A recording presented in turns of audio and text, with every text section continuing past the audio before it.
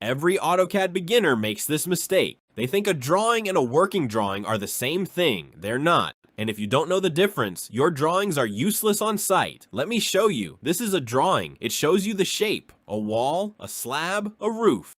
But hand this to a mason and he'll just stare at you. There's no dimension, no level, no thickness. He doesn't know how thick the slab is, where the floor level starts, nothing. Now, this is a working drawing, same section, but now it has everything. Slab thickness, 150 millimeters, floor level marked, plinth level marked, wall thickness dimensioned. This is what actually gets built from. Here I have a simple section, foundation, plinth, wall, slab, roof, just lines.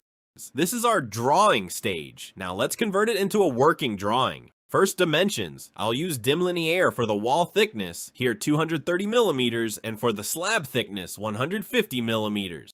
Next, levels. I'll make a level marker, a triangle symbol with text, for floor level FFL plus 00 and plinth level minus 450. Now hatching, so we know what material is what. Concrete here, brickwork here. So remember, a drawing shows what it looks like.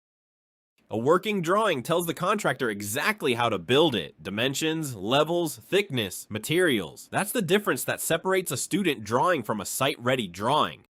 If this helped, hit subscribe. Next video, I'll show you how to draft a full working drawing set, plan, section, and elevation from scratch.